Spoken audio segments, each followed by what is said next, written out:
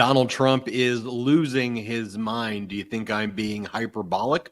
Just take a look at the posts that he is making over and over again, saying that Vice President Kamala Harris isn't black. This follows Donald Trump's disastrous interview at the National Association for Black Journalists, which combined racism, weirdness, cognitive decline.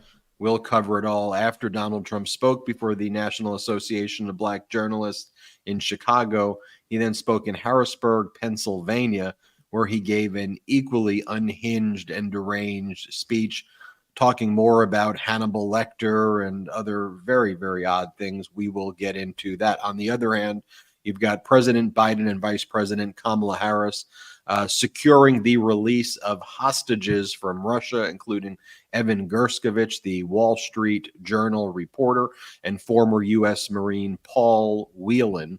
Donald Trump previously stated that Vladimir Putin would only release these hostages to him because of his special relationship with Putin. We're now learning details of these negotiations that President Biden was intimately involved in.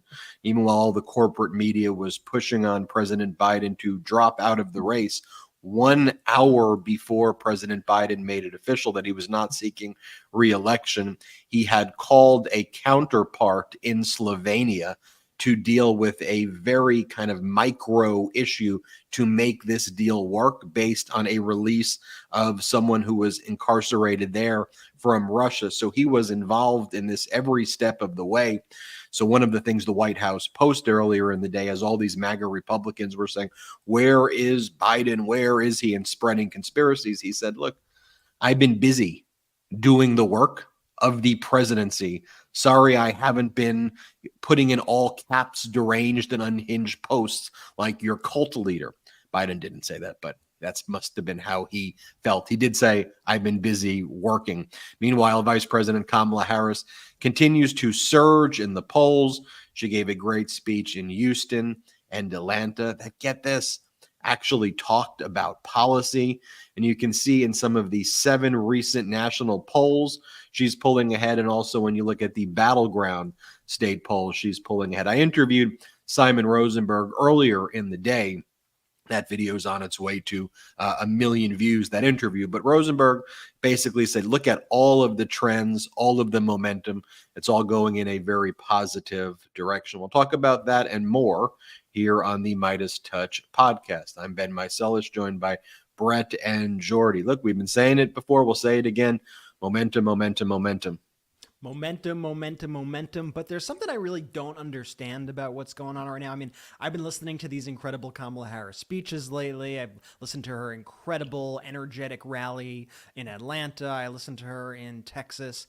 Didn't hear her thoughts once on being electrocuted by boats or getting eaten by sharks. Didn't hear any thoughts on windmill sound cancer. Didn't hear any thoughts on the late, great Hannibal Lecter. So I'm just trying to figure out how am I supposed to decide in this upcoming election. Now, Kamala Harris is doing a fantastic job. The energy is real. The momentum is real. And I didn't quite realize that Donald Trump would self-destruct this quickly.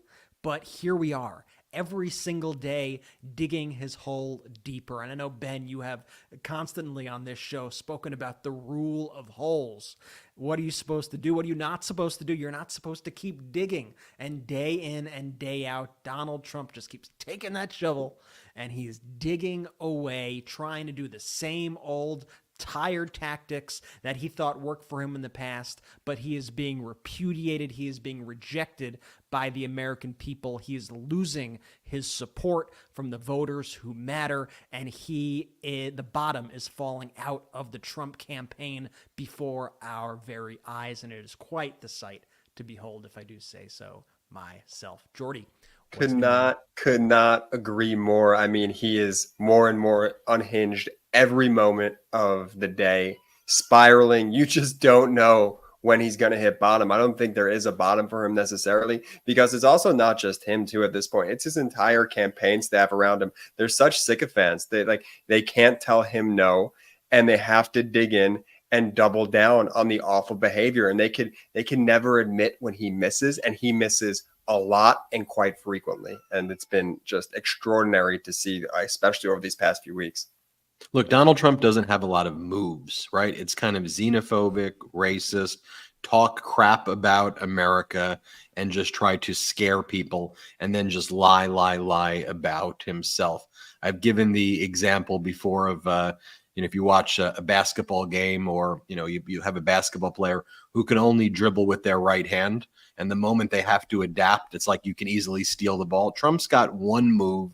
He can only dribble with one hand, and that hand is racist, xenophobic, convicted felon, and deeply troubled. Let me just show you, as past is prologue for this behavior. As I was watching the National Association of Black Journalists event, I wanted to do some my own digging and go into the past and say, I remember Donald Trump almost saying something exactly like this. And I know that he pretty much says stuff like this every day, but I was like, I'm sure in the early 90s that I remember him it almost seemed identical. And then I found those clips. And so here's one of them. And it was an interview that Trump did with Roger Ailes in the 1990s.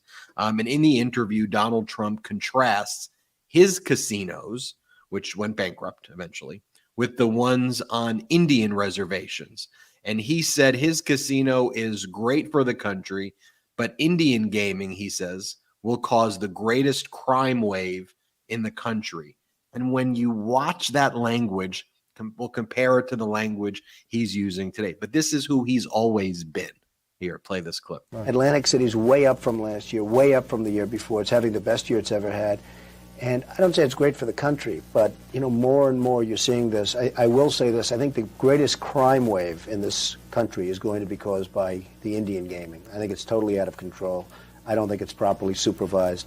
The politicians are doing a tremendous disservice to what's going on. I mean, the great crime wave, the Al Capone crime wave of this time, of this generation, is going to be caused, in my opinion, by what's happening on the Indian reservations with respect to what I consider to be unsupervised gaming. He's also been obsessed with Al Capone for a long time, apparently. Yeah, and look, just substitute America for Atlantic City. Donald Trump ended up destroying Atlantic City. All of his casinos went bankrupt. And what he was trying to do was blame the fact that he couldn't competently run something on the fact that there were casinos that were run by Native American tribes. And he said they're going to cause the greatest crime wave in the history of America. To your point, Brett, you also hear the Al Capone there, but it's the exact same language that he uses over and over again. Here is Donald Trump speaking before Congress in 1993. And here he's saying that Native Americans should be denied casino licenses if they don't look Indian enough to him. He's going to judge if the Native American looks, and I'm using Trump's language, Indian enough. And if they are, then he will decide whether or not they should have licenses based on their physical appearance. Here, play this clip. Is this you discussing Indian blood? We're going to judge people by whether they have Indian blood, whether they're qualified to run a gaming casino or not? That probably is me, absolutely. Because I'll tell you what, if you look at some of the reservations that you've approved, you, sir, in your great wisdom have approved, I will tell you right now, they don't look like Indians to me, and they don't look like the Indians. Now, maybe we say politically correct or not politically correct. They don't look like Indians to me, and they don't look like Indians to Indians, and a lot of people are laughing at it, and you're telling how tough it is, how rough it is to get approved. Well, you go up to Connecticut, and you look. Now, they don't look like Indians to me, sir. Thank God that's not the test of whether or not people have rights in this country or not, whether or not they pass your look test. Depends whether or not you're approving it, sir. No, it's not a question whether I'm approving it. It's not a question whether I'm approving it. Mr. Trump, you know in the history of this country where we've heard this discussion before, they don't look Jewish to me. Oh, really? They don't look Indian to me. They don't look Italian to me. Mm-hmm.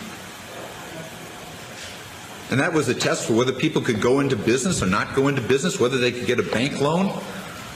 You're too black. You're not black enough. Now, take a look at what happened at the National Association of Black Journalists in Chicago.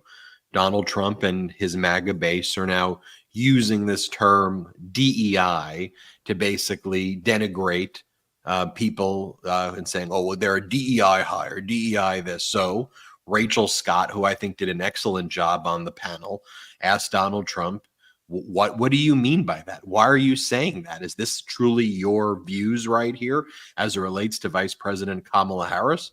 And take a look. And now remember those clips that we just showed you of Trump in the past. And now let me show you what went down this week at the National Association of Black Journalists when Trump sat for that interview. Play the clip.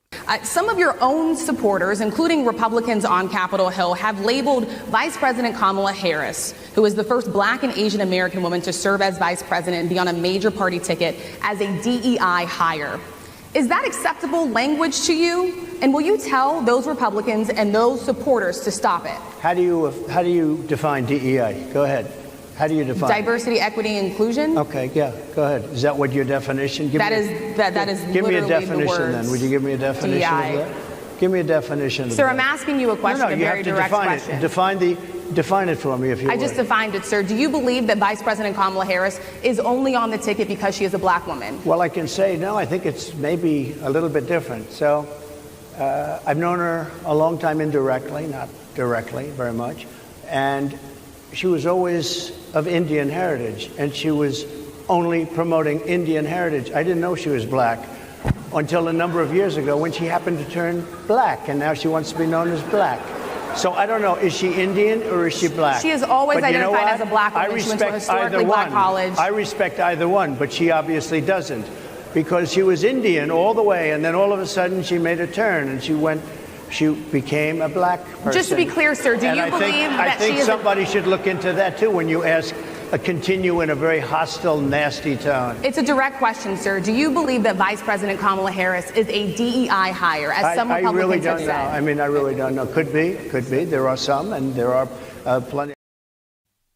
So there's so much to break down there. I mean, a horrifically racist and xenophobic answer, where finally, after pressing, Rachel Scott did an incredible job. Donald Trump's response was, could be a DEI hire. That's the leader of the Republican Party saying Vice President Kamala Harris, incredibly, way more experienced than he ever is.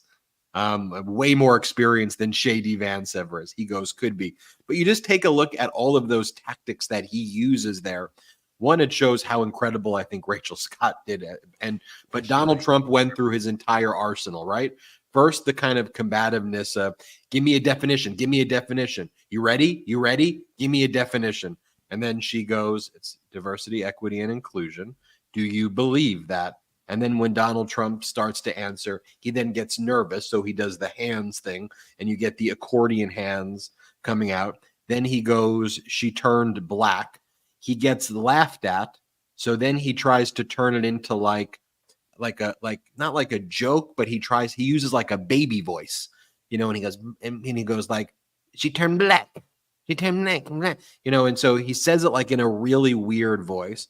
And then he realizes that they're laughing at him. He realizes what a fool he's made of himself. So then he goes and cycles into, it should be investigated. It needs to be looked into. He goes, it should be looked into. And then he says to Rachel Scott, once the crowd's laughing at him, he calls her nasty and hostile. And all of that took place within a minute and 30-second clip or whatever it was that we just played there. It was all packed into it. But by the way, that's the same Trump we saw in the 1990s, in the 1980s, in the 1970s, when he prevented Black people from living in his buildings, and when he was written up by the Justice Department for engaging in racism. This is the person who demanded the death penalty for the exonerated 5. This is who he is. Yeah, 100%. I mean, and also, I want to be clear that these are the actions of somebody who is weak and scared and desperate. It's weird, it's creepy, it's racist, it's offensive.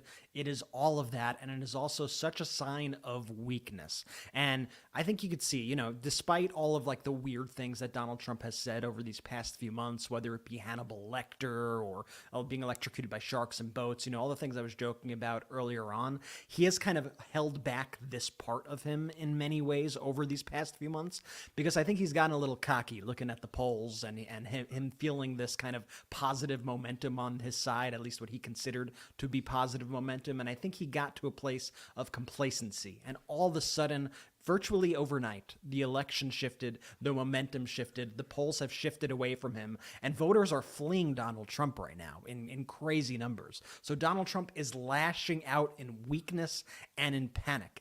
And in doing so, he is putting on the same old boring reruns of the Trump show that we have seen throughout the decades. And you could bring it up into Obama and beyond. I mean, it's the same BS. And I don't think people are buying it at this point. I think people just want normalcy. I think people are sick of this race baiting, or they are sick of this just disgusting attitude every single day. And they just want normalcy, and they want an actual leader who's going to actually do things for the American people. And Donald Trump going out there and behaving like that, I think, will be a defining moment of this election. Like it should be, quite frankly, a bigger moment of the election than even the Biden debate. I mean, this was Donald Trump at his absolute worst. And the fact that these Republicans, when you go to Fox News, when you try to ask some of these Congress people about it, some of them are smart enough to either not speak about it or to condemn it, but most of them try to gaslight the American people and be like, oh, there, he was great. That was him at his best. He is a superstar. Wow, he crushed it. All right. At least with the debate, you had Democrats and others saying, listen, we could acknowledge that was not great. That was not a good situation. With this, they try to gaslight you into making it sound like that was a good thing. Can I tell you what Shady Vance said? Shady Vance's quote was the following, quote, "What Donald Trump said, I thought it was hysterical. I think he pointed out the fundamental chameleon-like nature of Kamala Harris." The chameleon, like from the guy who's changed his name now, at least 3 times. The guy who went from never Trumper to pro-Trumper. The guy, by the way, how offensive do comments like that have to be to J.D. Vance's own family? J.D. Vance is married to an Indian American woman.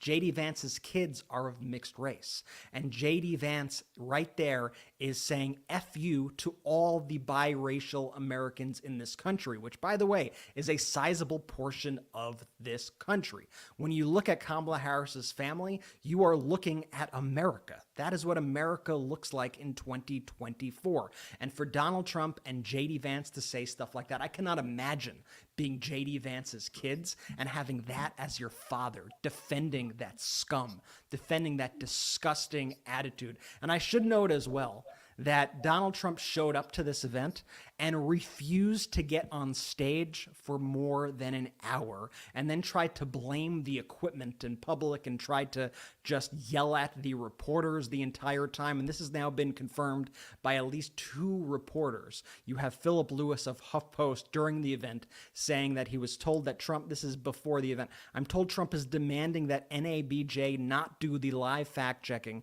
and that's why the event hasn't started yet. Quote, we're in a standoff. End quote. New York Times later confirming that Donald Trump was too afraid to take the stage because he was demanding that these journalists not live fact check him while he was on the stage. Here's the New York Times. About 45 minutes before Trump took the stage, the former president pushed back on NABJ staffers who wanted to live fact check the event, according to a person familiar with the planning. The board pushed back against the last-minute demand. When Trump took the stage, he said the delay was due to the NABJ's audio issues. I mean, the guy is a coward. The guy is a weakling. The guy is scared. He is lashing out. And all this new kind of rhetoric, not new, but him rehashing this racist rhetoric shows is that he is absolutely terrified of Kamala Harris, and he knows that the momentum has gone against him and that he's on track to lose this election. And the guy is freaking the F out.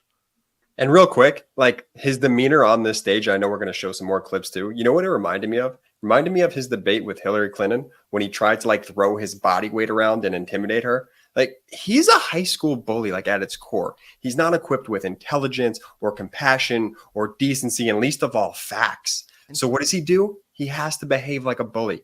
And Brett, to your point, in 2016, I think Americans were maybe surprised by Trump, but in 2024, Americans know better, and they're so sick of him. So sick of him. Jordy, he took Rachel Scott's water. This is So Trump had his own water next to him. He took the person who was interviewing Rachel Scott's water, grabbed it, like stole it, twisted the cap and made it tighter, and then put it back on the table. Here, just watch for yourself. Who does this? Here, play the clip. What do you say? So what I wanted to say was the last time we spoke, you said some words that were prophetic because I asked. I mean, it's small things like that as well. And Brett, you mentioned the types of things that Donald Trump would say and do with respect to former President Obama. What's Donald Trump doing today? He's posting images of Vice President Kamala Harris's birth certificate or purportedly her birth certificate to say that she's not black. And then he's posting creepy messages and creepy photos or messages with photos with creepy messages saying this. Thank you, Kamala, for the nice picture you sent from many years ago. Your warmth, friendship, and love of your Indian heritage are very much appreciated. I mean, just think about the way. And then here's the one that was creepy, where he has like 2016 and 2020. Like, is he handwriting on these images like himself, like a stalker? Like it is very strange. Let's face it, it's abuser behavior. Like it is abuser. It is exactly behavior of an abuser. Textbook abuser behavior. I want to talk more about the National Association of Black Journalists event. I want to talk about what he did in Harrisburg. I want to talk about the incredible accomplishment by the Biden-Harris administration in bringing these hostages home. I want to talk about some of these polls. I want to talk about that and more. I want to tell everybody as well, though, I remind everybody about our Patreon, patreon.com/MeidasTouch. Over the past 48 hours, we've had 26 million views on the MeidasTouch network. That is more than MSNBC, Fox, or CNN. And we were number one across all categories on YouTube. Sometimes we're one.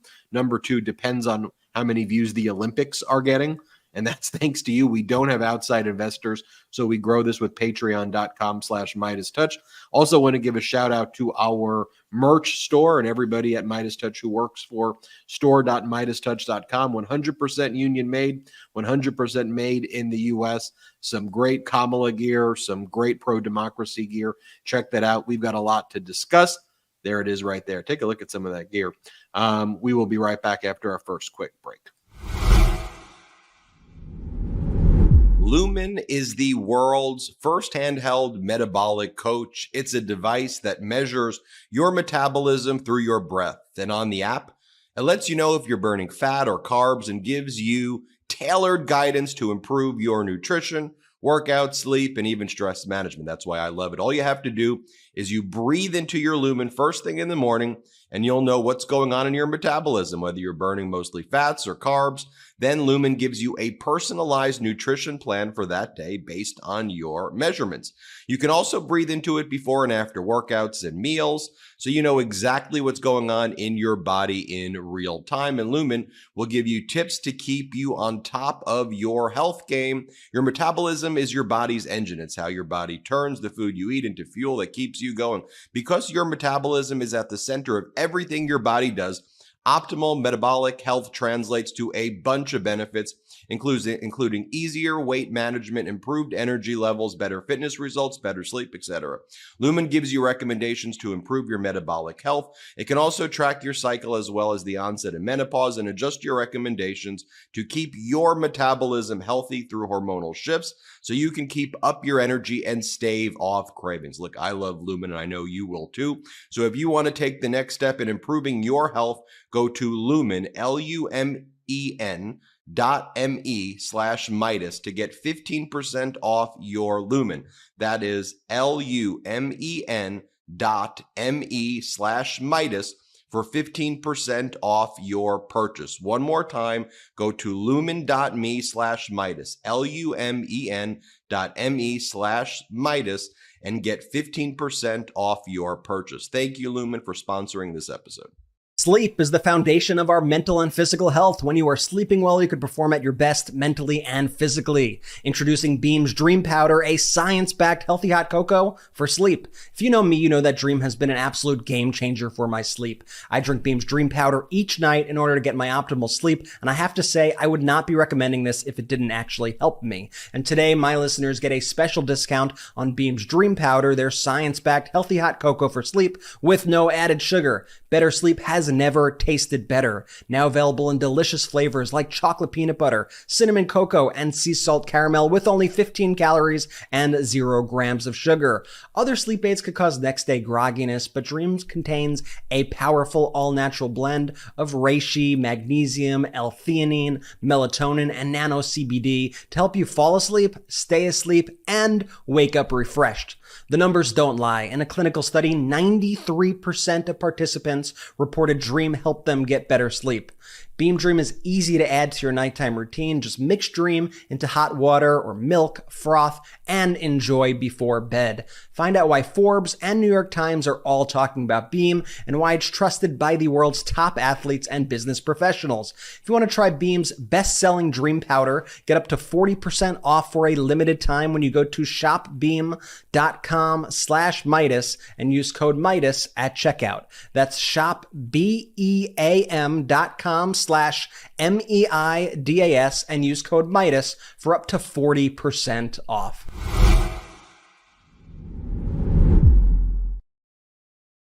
Let's go. Shout out to our sponsors. Links are in the description of both the YouTube and the audio. Shout out Lumen. You know, I've been getting a lot of messages from the Meidas Mighty about Lumen. If you've purchased a Lumen, if you're using a Lumen, put it in the comments, put it in the chat. Let's talk about it. I love it. It's amazing. Shout out Beam. Fantastic. Ben, where are we going next? Oh, I think we're going Donald Trump selling more sneakers. That's how he thinks he's going to win over voters. This time he's selling Bitcoin sneakers at gettrumpsneakers.com. He previously sold Assassination Edition high tops. And before that, he sold ugly gold sneakers with fake gold sneakers with red bottoms, which Fox said this was going to be critical to Donald Trump's outreach to the black community. While he's now saying Vice President Kamala Harris is not black. Donald Trump selling Bitcoin sneakers.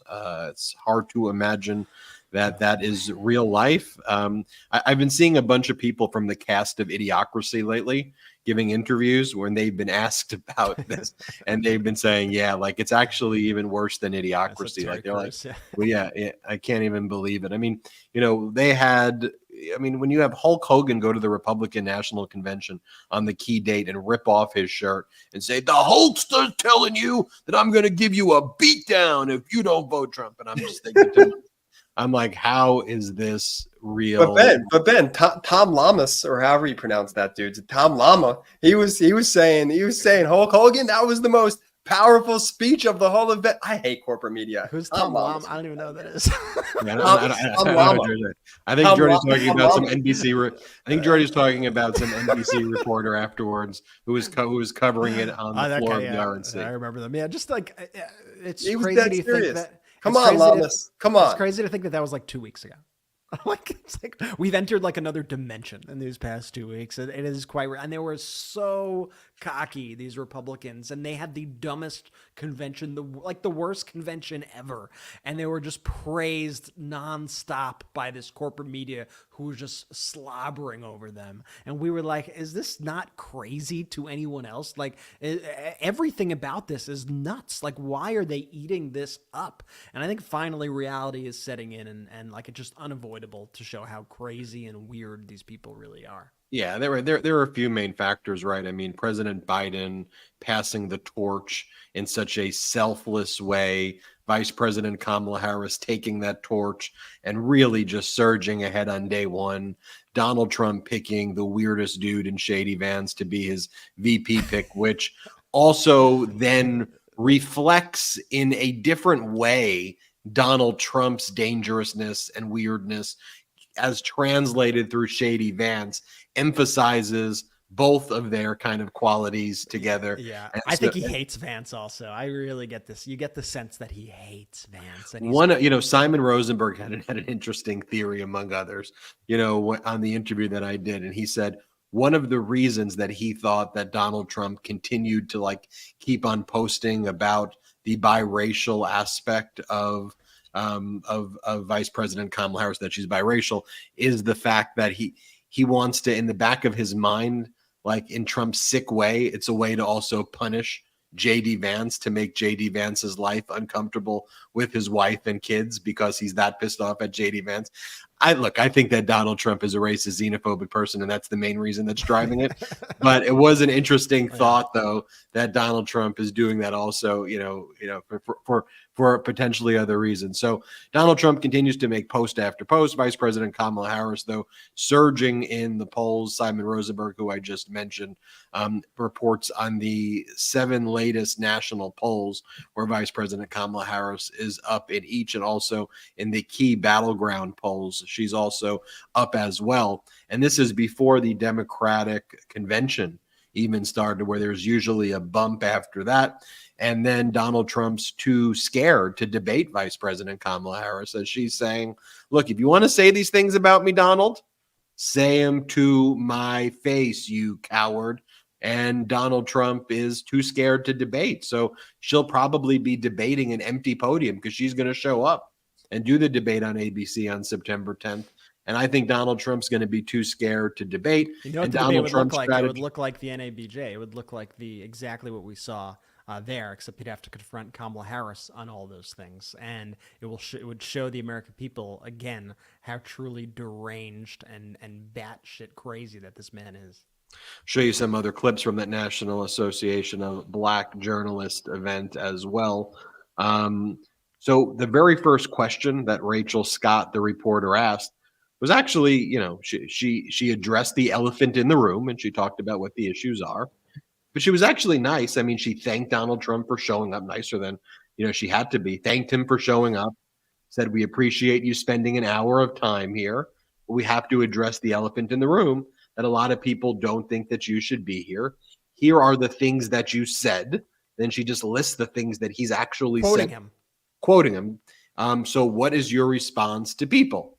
And rather than address it, Donald Trump attacked Rachel Scott for asking the question. By the way, Rachel Scott was the reporter who also asked some of the best questions on Capitol Hill as well, to the members of Congress that we've highlighted too. So, she's a great reporter. A+.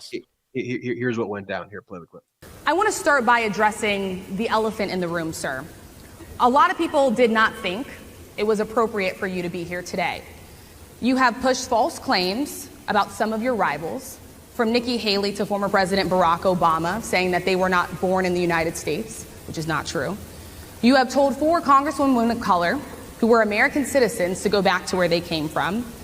You have used words like animal and rabid to describe black district attorneys. You've attacked black journalists, calling them a loser, saying the questions that they ask are, quote, stupid and racist. You've had dinner with a white supremacist at your Mar-a-Lago resort. So my question, sir, now that you are asking black supporters to vote for you, why should black voters trust you after you have used language like that? Well, first of all, I don't think I've ever been asked a question in such a horrible manner. First question. You don't even say, hello, how are you? Are you with ABC? Because I think they're a fake news network, a terrible network. And I think it's disgraceful that I came here in good spirit. I love the black population of this country. I've done so much for the black population of this country. I mean, just think about his. And by the way, her question, she started off again nicer than she even had to be to him. Welcomed him there. So then, as the interview continues on that path, Donald Trump then blames the panelists for bad equipment, even though Donald Trump he didn't want to be fact checked. So this is again part of Donald Trump's sociopathic nature. Here, play this clip. It is going down, and our crime rate is going to be a disaster. Mr. President, I want to get into how you address some of the issues with black communities. And I say that plural because we live in communities of color that are different. We're not all the same. We don't vote the same. We don't think the same. True. It's not monolithic. So as you come here today, I want to talk about something that bursts, and this is the weight of the inflation on this country right now. The nonprofit Money Management International recently released data from its mid-year analysis that we have found a 52% rise in people who are seeking counseling for being in credit debt. They're paying for food that is sky high on their credit cards, and now they can't pay that off. The credit counseling nonprofit MMI, as I said, is saying now that they've seen surges that they haven't seen since we were in a pandemic of people in financial trouble. Much of that falls on the shoulders of single moms, single black moms, when you look statistically. Yeah. How do you turn it around? What's your plan for the black community when it comes to money? So, first of all, it's very hard to hear you for whatever reason because of the fact that they have bad equipment, because I guess, this woman was unable to get the right equipment. But it's very hard for me to hear you, but I can hear every other word. It's very difficult, actually. But so I don't know if they can fix it or do something with it, but I'll do the best I can with it. And so Harris Faulkner, who asked that question, she's with Fox. So she would give him the softball questions or try to give him the softball question. So even when she would try to kind of spoon feed him a really easy question, he would find ways to respond by attacking Rachel Scott and the other panelists because, again, that is who he is. He's a malignant narcissist, sociopath, and you're seeing that on display there. There was even the moment where Harris Faulkner shouted out, "Oh my goodness," because Trump wasn't answering the questions and he was just attacking Rachel Scott, the reporter who asked the first question over and over again. Here, watch that moment. Or would you? Oh, absolutely. And who would? I think I'd know. How would you make that decision? I think I'd know. Look, if I came onto a stage like this and I got treated so rudely as this woman treated me. Oh my goodness. And I'm fine with it because she was very rude, sir. Very rude. That wasn't a question. She didn't ask me a question. She gave a statement. That wasn't a question. I repeated your statement, sir, actually. Look, I can show you 10 more clips like that, but you get the point. I'd rather spend our time productively together and contrast what you just saw there to Vice President Kamala Harris in Texas. Here's what she said in Houston about what you just observed Donald Trump do. Here, play this clip. We all here remember what those 4 years were like. And today, we were given yet another reminder. This afternoon,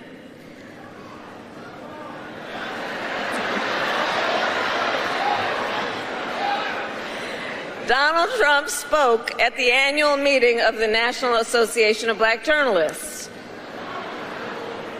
And it was the same old show. The divisiveness and the disrespect. And let me just say, the American people deserve better. The American people deserve better. The American people deserve a leader who tells the truth, a leader who does not respond with hostility and anger when confronted with the facts. We deserve a leader who understands that our differences do not divide us. They are an essential source of our strength. So I say to Sigma Gamma Rho Sorority Incorporated, ours is a fight for the future. A fight for the future, a vision for the future, while Donald Trump is trying to take us not just to the past, but his dystopian past. And that's why I wanted to start the show by showing you those clips of who he's always been. Vice President Kamala Harris spoke earlier in the week in Atlanta before a packed house. Just so you see how defensive Donald Trump is. Donald Trump then decided he was going to speak in front of the same stadium at a later date, to which is going to have far less energy. So I'm looking forward to comparing the crowds and the enthusiasm. But here are two of my favorite moments from Vice President Kamala Harris's speech. Here is where she talks about Donald Trump being too big of a coward to debate her. And she says, you want to say these things? Say it to my face. I'm not afraid of you. Let's go. Here, play the clip. So the momentum in this race is shifting. And there are signs that Donald Trump is feeling it. You may have noticed. So last week, you may have seen, he pulled out of the debate in September he had previously agreed to.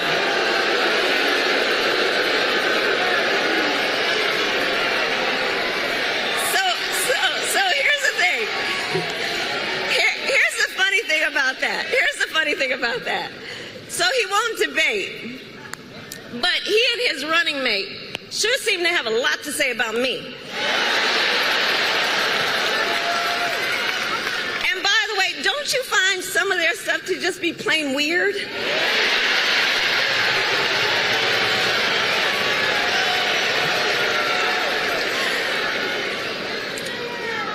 Well, Donald,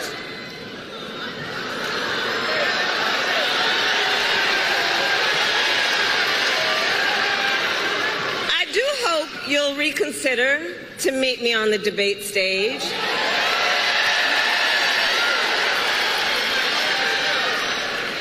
Because as the saying goes, if you've got something to say, say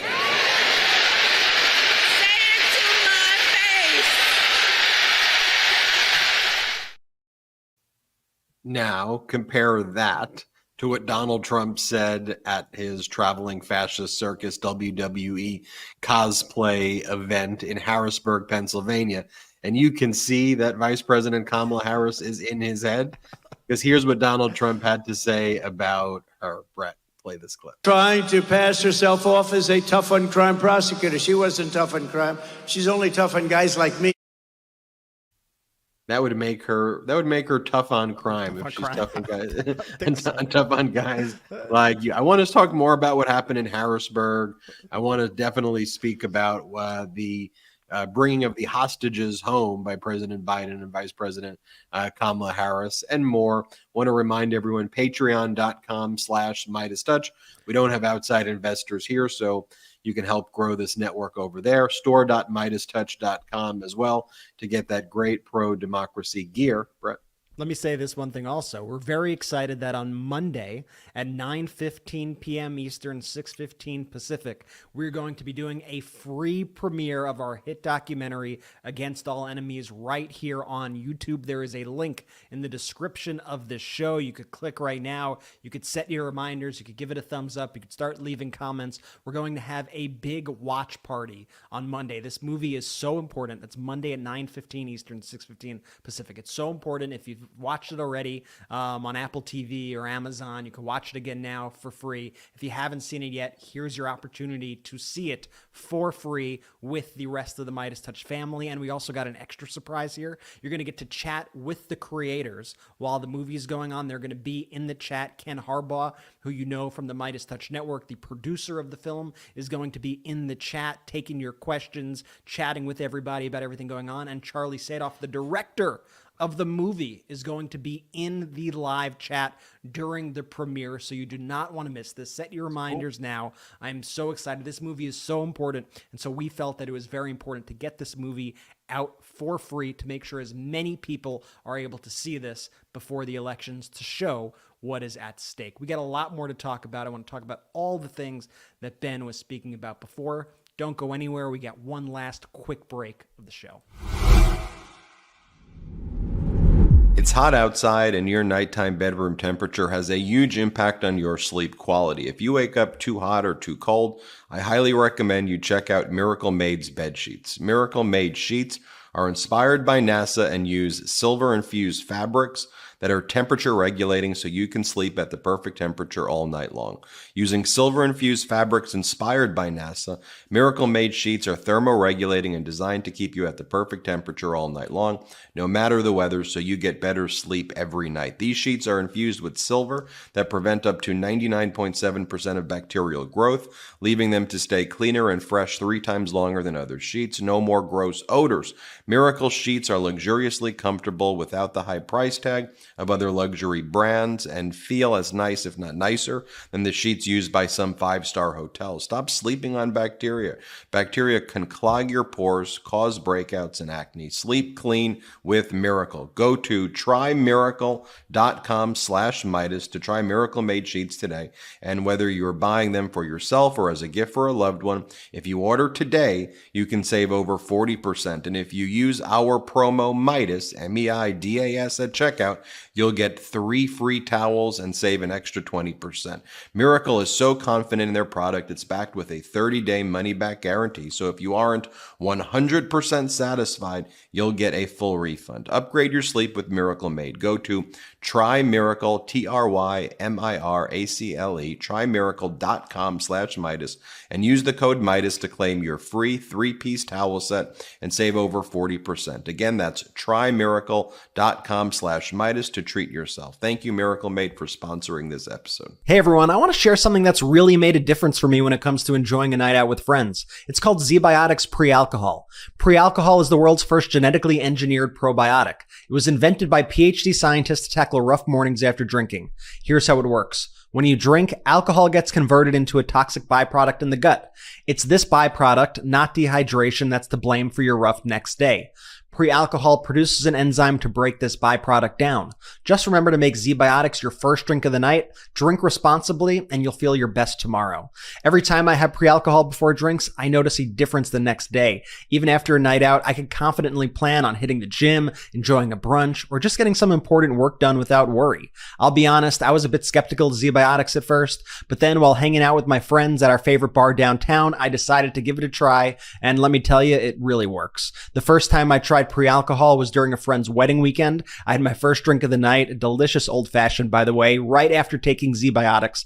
The next morning, I was up early, feeling great, and ready to join the rest of the wedding party for breakfast and activities. It was a total game changer. With vacations, weddings, birthdays, and reunions, there's so much going on this summer. Get the most out of your plans by stocking up on pre-alcohol now. Go to zbiotics.com/Meidas to get 15% off your first order when you use Meidas at checkout. Pre-alcohol is backed with a 100% money-back guarantee, so if you're unsatisfied for any reason, they'll refund your money, no questions asked. Remember to head to zbiotics.com/Meidas, MEIDAS, and use the code Meidas at checkout for 15% off. Thank you, ZBiotics, for sponsoring this episode and our good times.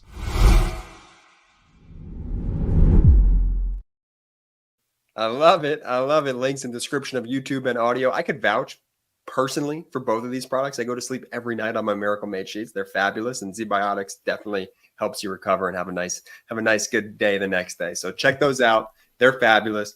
Guys, is JD Vance just like the worst VP pick in history? Oh my God. I mean, we called it day one. I gotta say. Did you see Shady Vance? He put on his little outfit today. He put on his little costume, and he went to the border to act like the tough common man, and went to the border. And by the way, can I just tell you what's so ridiculous about this? It's so absolutely. Yeah, we should talk about JD Vance just like that. Yeah, he should. Yeah, JD, you're gonna put on your costume, JD. Put on your costume, JD. To the border. And you know what? He also he cosplays as his family man, right? This person who cares about the family. And so what JD Vance did today is so emblematic of MAGA, of Trump, of JD Vance, of all these people, because they're all such frauds. They're all such phonies. So today, a few days ago, Kamala Harris was criticizing JD Vance for his weird childless cat lady comments. And apparently this is like his main thing. Like there are 100 video clips of JD Vance making tweets talking about childless cat ladies. Talking why are you so concerned with other people having kids and women? And it's creepy, dude. It's weird. It's creepy. Stop it. And so JD Vance a few days ago, he tried to be like, oh, what Kamala Harris is saying is she opposes the child tax credit. You mean the child tax credit that Kamala Harris said was one of her biggest accomplishments as vice president that she pushed for? And so the smart thing that the Democrats did today was they said, okay, JD Vance, okay, Republicans, you're for the child tax credit now because you voted it down when we tried to expand it last time. When we tried to keep it going, y'all torched it. So we're putting it up for a vote. you say you're for the child tax credit, bet, let's do it. And so Chuck Schumer puts it on the floor today, and what happens? Of course, the Republicans vote against it. They vote it down. It does not proceed. And J.D. Vance flees to the border for this photo op, and that's why he is wearing this outfit, because he wanted to take a photo at the border. Meanwhile, in real world, this is about talking. I was saying to Jordy today, you know what it is? It's talking shit versus getting shit done. And this is the perfect example, because you know what's actually happening at the border? Due to Vice President Harris and President Biden, border crossings are at their lowest levels since September 2020. Like, the work is actually getting done and things are actually being solved at the border. And instead of taking care of families, instead of helping them, you have them cosplaying in their flannel shirts, going down to the border with all this fakery. It makes it extra worse, Brett, because he wanted an excuse why he didn't have to show up to the vote where he was going to vote against it. So the same way, he uses, his beard to invent a different personality for him. Like, he grew that beard out. Oh, the actual beard. An actual beard. Oh, yeah. I mean, there's plays on work, but the way he has kind of personalities, he uses the border as a way to distract from the fact that he was going to be voting against, and Republicans voted against, the child tax credit, which Vice President Kamala Harris and President Biden pushed, and was one of the things that they were proud of. It kind of reminds me of when Donald Trump fled. It's a common theme here for cowards. Fled to Scotland and Ireland after Donald Trump saying, I'm going to show up and testify against E. Jean Carroll. I'm going to confront her. And then he held a shovel. And when he went to Ireland and Scotland, and he pretended weird, right? He pretended that he was building, like he was digging himself, and that's why he was going there. And then they were the reporters asked him, so are you going to go back and you're going to confront her? He's like, well, I'm building here, as you can see. But he's like, I'm going to go back and confront her. So then that word got to the federal judge, and so the federal judge went to Donald Trump's lawyer. Hey, so is Donald Trump? It was Tacopina, the lawyer at the time, Tacky Tacopina, and then the judge is like, so is Trump coming back? Because he claims he's coming back, and you just close the evidence without him. And then Tacopina's like, you know what I'm dealing with, Judge? Like, he's a liar. Like, he's not coming back. And the judge is like, all right, I'll give him to Monday to stop cosplaying that he's building something in Scotland. To show up. It's a true weird thing. And speaking of weird things, the funny thing is, this weird attack on Donald Trump, for whatever reason, is it's destroying him inside. Like the MAGA people, they don't know how to react to this attack. Like, they liked being called fascist. They liked being called authoritarian. Like, they loved that. They felt strong by it. But being kind of ostracized due to their weird beliefs and dangerous policies and their just overall creepiness has gotten in their heads so much that Trump is bringing it up in interviews now. You had Donald Trump on this phone-in interview today, and he just wanted to insist that, hey, I'm not weird. No one's ever called me weird. I'm not weird. It's really in his head. I'll play this moment. It's so funny. Well, they're the weird ones, and if you've ever seen her with the laugh and everything else, that's a weird deal going on there. They're the weird ones. Nobody's ever called me weird. I'm a lot of things, but weird I'm not, and I'm up front, and he's not either, I will tell you. JD is not at all. They are. Something weird. I think we have a Venn diagram, though, Brett, for what he is, though, right? I mean, yeah. I think this is helpful for all the listeners at home, for the viewers at home. You can check it out. This is also on our social media. But it's a helpful, we like to make helpful infographics, that could be shared, that could help people out. So we made this one because they were very confused that somebody could be biracial. And Donald Trump is also a mix of a few different things. So I wanted to make sure that folks could easily get this information. So here's the Venn diagram. You see Kamala Harris, right? She has an Indian mother and a Jamaican father. And then you have Kamala Harris, right? With Donald Trump, he's both a rapist and a fraudster. And that's Donald Trump in that Venn diagram. We love a good Venn diagram here. Yeah. Folks. We love We love a good Venn diagram. And by the way, feel free to you could Photoshop that. There's a lot of things that you could input. You could switch out fraudster with felon, maybe do more circles, insurrectionist, the list is endless. I don't think we need to stop it here, but I think this is fairly clear in getting the point across. But the funny thing is, call Donald Trump all those things, right? A felon, rapist, fraudster, like the horrible things that he is. But for whatever reason, nothing has angered him as much as being called weird. And it's just a very bizarre thing. Well, we put together. I would say this. Those are his idols, though. Those are his idols. The felons, right? Capone, the fraudsters. I mean, those are the people that he liked. The fascists, right? You always hear him talk about dictators. He idolizes them. So in his heart of hearts, being called weird is heartbreaking to him because at its core, that's exactly what he is. He's not an alpha like these Republicans and these MAGAs like to call themselves. They're weird. So you can take the three brothers out of their childhood home where we would engage in sometimes immature brother banter, and you could put us in podcasts, but we'll never still lose that element. So Donald Trump, because that is affecting you so much, before the show, Brett made this video. Let's play it. I can't believe I'm doing. You know, the weird thing. When I say Hannibal Lecter, The weird. tragic, and just bad news, bad things are happening. Weird. I'm sorry. Weird. I can't do it, Mama. Weird. The late, great Hannibal Lecter. Weird. There was a shark, or you get electrocuted. Weird thing. He was with 4 hookers. You think that was good that night? He's not into golden showers, as they say they call them. Weird thing. What an ending. It definitely had an arc. It told the story. Hey, I want to give you. Want to show you this though. Is that this is a flashback? Donald Trump recently said that certain hostages that Putin had taken would only be released if Donald Trump won. Right? Think about all the things that Donald Trump said. He said that the stock market would crash if he didn't win. Then the stock market did twice as good than it was when he was in office, and then he takes credit for it. So one of the things that Donald Trump says is the only person who will ever, that he would have to be in office to allow hostages to be released. Almost like a threat, honestly. Almost like totally a threat. Well, President Biden negotiated the release of Evan Gershkovich, Paul Whelan, and other hostages. Let me just show you. This is the weird, creepy selfie video that Donald Trump made of himself, of him saying that he would be needed to speak to Putin. Here, play this clip. Evan Gershkovich, the reporter for the Wall Street Journal who is being held by Russia, will be released almost immediately after the election, but definitely before I assume office. He will be home. He will be safe. Vladimir Putin, president of Russia, will do that for me, and I don't believe he'll do it for anyone else, and we will be paying nothing. Biden likes to pay massive numbers.